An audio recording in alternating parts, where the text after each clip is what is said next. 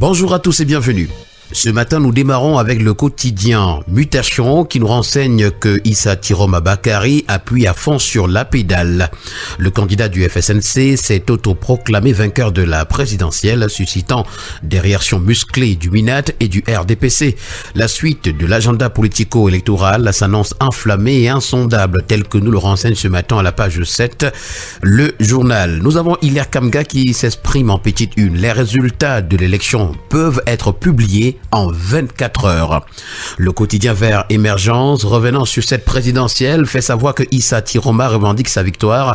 Le camp Bia est en panique. C'est à retrouver à la page 5. Toujours dans cette présidentielle au Cameroun, de graves irrégularités ont été relevées par la société civile. C'est à retrouver à la page 4. Également à lire dans les colonnes du journal ce matin, mercenaires au Soudan, la résurgence des enfants soldats, Madagascar, l'Assemblée nationale destitue le président.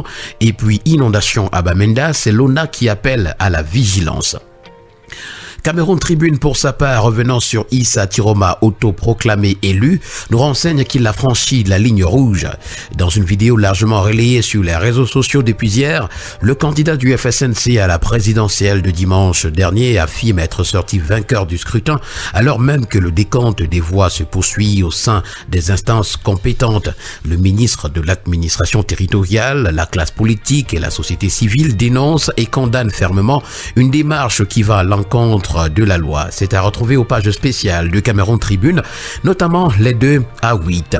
Et après la déclaration de la victoire de Issa Tiroma, tel que nous le renseigne le quotidien bleu Le Jour, l'ambiance est tendue du côté de Garoua. Nous avons d'ailleurs le président élu qui est gardé 24 heures sur 24 à Garoua par le peuple. C'est à retrouver à la grande une du quotidien L'Info à chaud qui nous indique que ceci est fait afin d'empêcher au MINAT de le faire arrêter. Et au lendemain de sa déclaration incendiaire, plus de lettres de félicitations au président élu. C'est également à retrouver dans les colonnes du journal. L'observateur du Septentrion, également à kiosque ce matin, nous renseigne qu'Issa Tiroma Bakary est en tête dans le Septentrion. Nous poursuivons avec le tri hebdomadaire Le Soir qui parle de violation des textes juridiques qui encadrent le processus électoral. Et c'est à Tangadi qui s'exprime. L'attitude irresponsable et arrogante du candidat Issa Tiroma sera traitée avec rigueur et fermeté. L'hebdomadaire Diapason, pour sa part, s'adresse à Elecam ainsi qu'au Conseil constitutionnel. Le peuple vous regarde. Et puis les populations ont voté dans le calme, saluées par les observateurs nationaux et internationaux. En attendant la proclamation officielle prévue au plus tard le 27 octobre 2025, la bataille des chiffres fait rage. D'ailleurs, cette bataille des chiffres est relevée ce matin à la grande une du journal Innovation qui nous renseigne que le RDPC engage la guerre des PV avec Tiroma. Dans un post sur Facebook, Grégoire Rona annonce que Tiroma n'a pas gagné et il n'a pas les PV, c'est-à-dire tous les résultats. Tiroma de son côté a fait une sortie pour confirmer sa victoire. En clair, le RDPC veut frauder sur les PV puisque Tiroma n'avait pas des représentants dans tous les bureaux de vote. Pouvons-nous lire ce matin à la page 2 du journal Innovation. Le journal L'Action, pour sa part, nous fait savoir qu'alors que la centralisation des résultats se poursuit, c'est le RDPC qui attend les résultats en toute confiance. C'est à lire ce matin. Nous continuons avec le tri hebdomadaire La Voix des Jeunes qui, pour sa part, enseigne que le peuple a choisi. Au Cameroun, l'opposant Issa Tiroma Bakary revendique une victoire claire face au plus vieux président du monde, Paul Biya. Le peuple a choisi et ce choix doit être respecté, insiste-t-il, à 2 semaines de la proclamation officielle des résultats par le Conseil constitutionnel. Et pour non-respect de la loi électorale d'après le quotidien Info Matin, Tiroma est dans le viseur du MINAT. Nous avons le tri hebdomadaire La Météo qui parle de félicitations au FSNC et le démenti de Cabral Libye nous est présenté. Le leader du PCRN fait savoir dans un communiqué que les informations d'un communiqué sur les réseaux sociaux relatives à sa volonté de collaborer étroitement dans la gestion des affaires publiques sous le leadership du parti d'Issa Tiroma et l'hypothétique politique décaissement d'1 milliard de francs CFA sont fausses, non sans appeler les Camerounais à la prudence. Publication de faux résultats également ce matin en petite une, Bello Bouba en appelle à la retenue, au calme et à la maturité.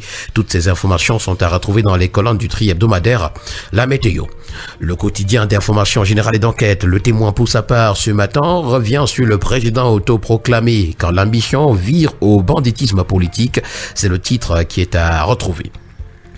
Nous poursuivons ce matin avec le quotidien Le Messager qui, revenant sur cette présidentielle, à titre La Tiromaphobie. Autoproclamé vainqueur du scrutin du 12 octobre dernier, Issa Tiroma Bakari, qui exhorte les institutions à respecter le choix du peuple, suscite des au sein du gouvernement et au comité central du RDPC qui lui prédisent l'enfer pour tentative de déstabilisation du pays. C'est à retrouver ce matin à la page 4. Et puis en page 3, on donne la parole à Michel-Ange Angoun qui dit « Laissons les urnes parler ». Nous allons continuer avec autre chose ce matin. D'ailleurs, le quotidien d'information républicaine, Le Drapeau, parle de nécrologie à sa grande une. Ayan Luc n'est plus. Le Cameroun pleure la disparition d'Ayan Luc, ancien premier ministre et président du Conseil économique et social depuis 1984, survenu le 14 octobre 2025 en Belgique. En santé, le quotidien Info Plus, Santé parle de zones vaccinées contre le paludisme et nous renseigne que le taux de mortalité infantile chute. Selon le programme national de lutte contre le paludisme, le PNLP, 57% des 42 districts où la vaccination est effective ont enregistré une baisse de l'ordre de 13 à 20% des décès d'enfants de moins de 5 ans signalés comme dus au paludisme. Toujours en santé, avec le quotidien Éco-Santé ce matin, on parle de dispositifs sanitaires de la présidentielle de 2025. On a recensé plus de 960 incidents gérés malgré le déficit d'ambulances, nous renseigne le journal. Le quotidien L'étudiant, parlant de contenu homosexuel, nous présente le danger Netflix. Sur cette plateforme de streaming par abonnement accessible à tous, les contenus à caractère homosexuel sont subitement intégrés dans certains dessins animés destinés aux plus jeunes. Une situation qui suscite des inquiétudes alors que de nombreux enfants et adolescents, grands consommateurs de Netflix, se retrouvent exposés à des messages en contradiction avec la législation camerounaise. Avec le premier quotidien économique de la zone CEMAC, l'économie, on parle de financement du commerce international. C'est la bataille des offres entre les banques et les fintech locales qui nous est présentée. Les institutions financières traditionnelles et les startups financières proposent diverses solutions adaptées aux besoins croissants des entreprises opérant dans l'import-export au Cameroun. C'est une information à retrouver en parcourant les colonnes du journal L'économie. Et nous allons mettre un terme à cette sortie ce matin avec le quotidien Le Citoyen qui parle de barrage mondial 2026. Le gros défi pour les Lions est à retrouver. Les Lions indomptables devront batailler en novembre prochain face à 3 autres cadors du football africain pour remporter les barrages de la zone Afrique. Il s'agit du Gabon, de la RDC et du Nigeria. Et voilà qui a permis de mettre un terme à cette sortie ce matin de la revue de la presse camerounaise. Merci à vous, mesdames et messieurs. Au plaisir de vous retrouver très prochainement pour une autre édition. Agréable journée.